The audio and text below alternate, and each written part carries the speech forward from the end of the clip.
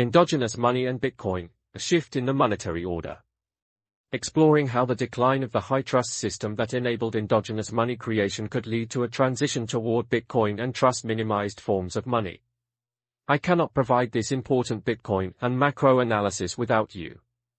Bitcoin and Markets is enabled by viewers like you. Support at bitcoinandmarkets.com. Recently, I encountered the term endogenous money, a concept that nicely aligns with my view of how the current system creates money. This is one of the hardest aspects for people to grasp when discussing the nature of money. Naming the process of money creation makes the idea clearer and easier to explain. As a Bitcoiner, I've long pushed back against the oversimplified idea that central banks like the Federal Reserve are solely responsible for printing money. Instead, I've argued that money creation today occurs primarily through lending, driven by demand within a high-trust system of banks and institutions.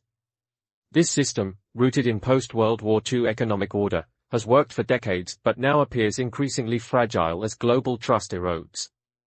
This post is a brief introduction to the concept of endogenous money and an exploration of how it fits into my broader macro thesis.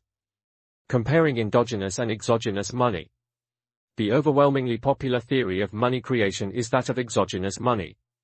Most people have been taught that the Federal Reserve or central banks print money, directly controlling the money supply through mechanisms like open market operations, quantitative easing, or setting reserve requirements. This view simplifies monetary policy into a top-down process where central banks act as the primary drivers of inflation or deflation by regulating the flow of money into the economy. Endogenous money flips this narrative on its head. Instead of central banks being the primary actors, this theory argues that money is created from the bottom up, driven by the lending activities of commercial banks. When a bank issues a loan, it simultaneously creates a matching deposit, expanding the money supply. Central banks, in this framework, don't dictate money creation but accommodate it, trying to maintain liquidity and stability within the banking system. Endogenous money evolved and can devolve. Endogenous money is not a universal trait of all money, it has been selected for by the market within a specific historical and economic context. The current system of credit-based money creation, endogenous money, evolved in the post-World War II era, shaped by the establishment of a high-trust global order led by the United States. This period saw the rise of robust international institutions like the UN, WTO, IMF, and World Bank, along with the dollar's dominance as the global reserve currency. These structures created the stability and trust necessary for banks to confidently hold debt as an asset and create money through credit. Moreover, during this period, debt was highly productive, driving what is arguably the greatest flowering of prosperity in human history. This system of endogenous money works as long as there is broad confidence in the institutions that underpin it, and highly productive uses of debt. Both of these pillars are under fire. The world is saturated with debt, and that debt is becoming much less productive. Look at the Great and Wonderful and Fantastic Belt and Road Initiative. BRI massive loans were issued to fund infrastructure projects across the globe, but all of these investments are failing to pay for themselves. It becomes so bad, China had to completely change course with BRI. This is a clear example of the state of productivity of debt on the international scale. When growth begins to deteriorate like this, nations and people naturally start viewing the world as more of a zero-sum game, which is currently manifesting itself as a wave of nationalistic and conservative feelings sweeping the world.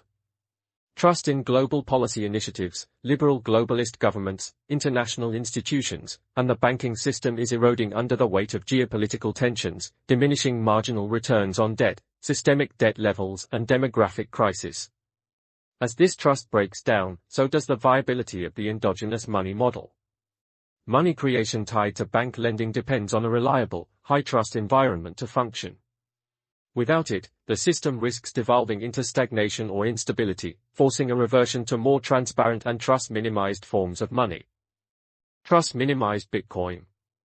The evolution to Bitcoin-backed money represents a fundamental change in the nature of money itself. Endogenous money, which can expand under proper conditions, has a critical weakness: it contracts under adverse conditions.